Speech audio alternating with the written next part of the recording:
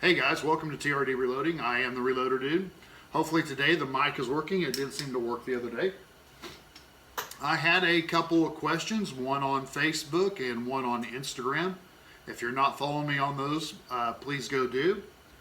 And the questions were similar, so I thought I would just do a quick little video here showing the differences and why I do what I do. But the question was basically comparing the Dillon 550b to the Lee turret press. So we're going to run some cases through. We're going to show you how I do it. This is not the only way to do it. There's reasons why I do it the way I do it. I'll try to explain those the best I can, and that way they'll know, or they can see, or maybe understand a little bit why I do what I do. Okay, so the first system we're going to use is how I work my Dillon. This is the 550b, which is just their Dillon's basic setup. It's pretty inexpensive for what you get. They were asking about 9mm, but 9mm and 45 are similar, just one's bigger than the other. So it's the same type of setup. That, and I already had these ready to go, and I needed to reload some rounds and for shooting, for competition, and for practice. So I thought I'd go ahead and just show y'all. Okay, we're not going to get into specifics about the cartridges or anything. We're just basically showing, demoing the presses. Okay, the way I use the 550b now. In the past, I did videos where I had the Lee turret set up, or the Lee die set up on the 550b. It worked okay, but it wasn't the greatest setup. Plus, when I started thinking about all the different bullets that I reload, my cast bullets and my jacketed bullets and my acne bullets, I was trying to find a better system where I could come out here and just reload and not have to set up dies every time or change dies and that type of thing. I can just go ahead and have everything set up, come out, reload for the cartridges that I need, and that way I can just basically set it and forget it. Okay, first thing I do is I resize on the press. So I resize. Just like on the Lee, I have to add the primer by hand, but that's how fast and simple it was. I just added a primer. Okay, I just seated the primer. On 45 ACP, you have large primer pockets and you have small primer pockets. I like doing it in this stage because I can catch the small primer pockets. The small primer pockets go in this, and I just reload them later. Okay, so then I come over here. This next die on my 550b setup is an expansion die. Okay, so I expand the case. Here's where it gets a little funny. Then I come over here to my Redding. This is a competition 10x powder measure, and I throw the powder. All right. These are Redding dies on the Dillon. These are the Redding competition dies. What I make over here is what I would call match grade ammo. Okay, that's what I'm searching for over here. Okay, then I take a bullet and I add it to the case. At this point, I grab another case and I'd go ahead and put it in the shell holder. Pull it up, add the primer. Okay, that's going to be a small pistol primer, which it is. So I'm going to go ahead and put it in a little catch-all. Okay. Okay, we seated the primer. I come over here, I flare the case,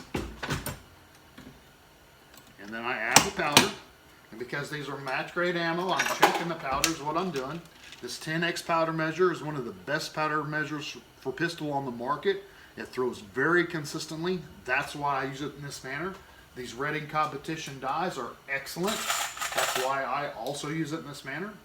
But as you can see on this press, you know, a lot of people wonder why I do it this way. This is just how I do it. I always have 2 cartridges going at one time. Okay? So then I go ahead and add the powder. And when I get moving on this, it's actually pretty quick. I'm kind of going slow because I'm talking into the camera. Okay? And because I'm talking in the camera, I forgot to add one, so we'll just add one. Add the primer. Flare. Add powder. Flip it over. Add the bullet. Add the case. Resize, seat the case in one step. Add the primer. Okay, so I basically use this setup very, very similar to how I use the Lee setup. Okay, except on this one I get a little faster production because I get to load 2 cartridges at one time. Okay, this is match grade ammo is what I'm going for, so I don't need just tons and tons of it, but I do need a good amount to shoot. Okay.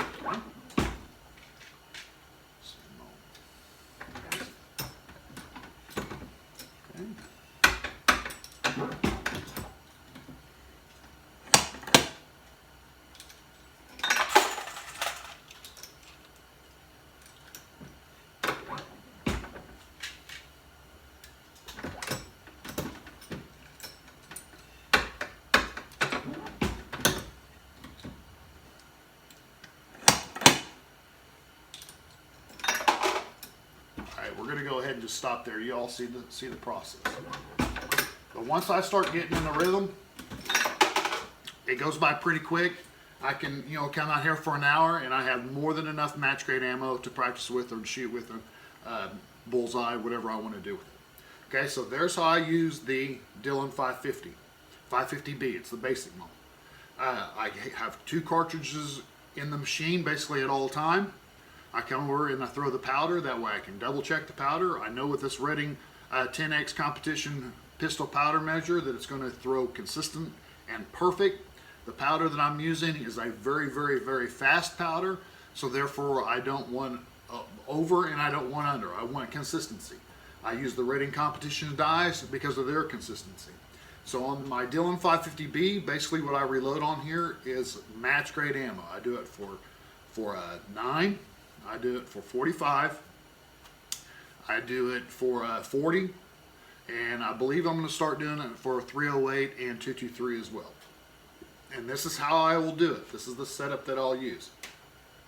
I'll resize, I will flare, powder, seat the bullet, crimp the bullet, and I always have 2 cartridges going at one time. Okay guys, I'm kind of hid behind the press here, but you'll understand.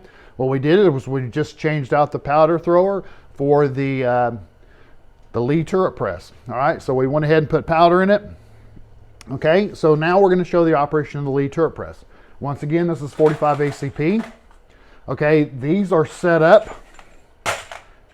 The way I'm doing my Lee presses is, like I said, I'm running all my cast bullets on it. So I have some cast bullets over here. These are actually 200 grain.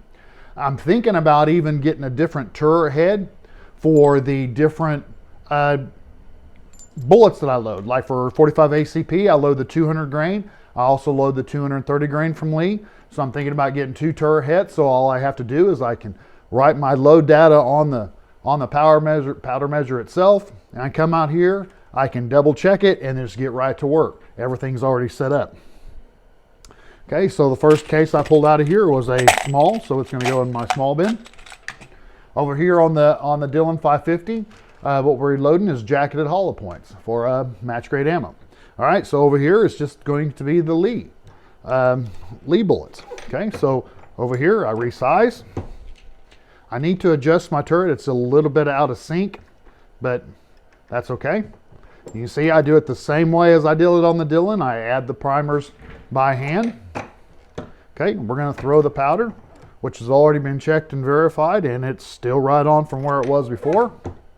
Seat the bullet, and then crimp the bullet. All right, same way. Load the case. Yep, it's a little off. Okay, we're going to load the primer, add the powder, check the powder, load the bullet, and crimp the bullet. Okay, now we'll do one more. Okay, we're going to resize it, add the primer.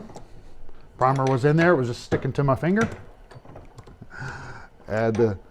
First I checked the case, and then I seated the bullet and crimped the bullet. Okay, so there's 3. We'll do one more for good measure. Okay. Resize the cartridge with the case. Add the primer. Add the powder. Seat. And crimp. All right, so there's the 2 different processes of the press. On the Dillon 550b basic and the Lee turret press, they both pretty much operate the same way, or I operate them the same way. I load the primers by hand. I resize. This one has a flare die in the powder dropper, so it flares. Add the bullet, seat the bullet, crimp the bullet, and it's the same process. On the Dillon 550b, I can have 2 cartridges going at one time, or on the Lee, I can only own 1. When I'm going for match grade precision, I load them on the Dillon. When I'm going for just bang bang plinking ammo with my own cast bullets that are not perfect, I load them on the Lee. I do this because it works good for me. If I want high speed production, I go back here to the Dillon 650. It loads the cases for me and loads the primers for me, and then I can put on the bullet tubes where it loads the bullets for me, makes fast output production. But for match grade ammo, I don't need a lot of production. For my home cast bullets, I want a little production, but it doesn't have to be a lot. I can come out here for an hour and have enough ammo either on either machine to shoot and have fun. The Lee is a little slower, but it works good. I have it all set up for cast bullets. It's just easier for me. And you can see it didn't take me long to go from one to the other or back and forth. It's just as simple as replacing the turret press, replacing the turret head, and I'm off. If I want to replace this and go to 40 or 9 or 45 cold or whatever, I just pull out the turret head, lay in the other turret head, add the powder, check it, make sure everything's good, and then run it. It's a simple operation. This is how I do it now. I didn't like the Lee dies on the 550. They were hard to set up. Sometimes you had to run the ring on the bottom side of the press itself. It was hitting the shell holder. I didn't like any of that. The Lee turret press is made for the Lee dies. The Dillon press is made for the Dillon dies, but the Redding competition dies work great in them. I got them also on the Dillon 650 over there. So I got the Lee set up, I've got my match grade set up, and I got my fast set up. And they're all easy to be changed, they're all easy to switch. Which one would I recommend? It just depends on what you're trying to accomplish. If you're just wanting to shoot and you need just good enough, and good enough is good enough. I mean, you know, there's no reason to be hitting a dime at 500 yards with your pistol ammo. You know, that's not what you're trying to do.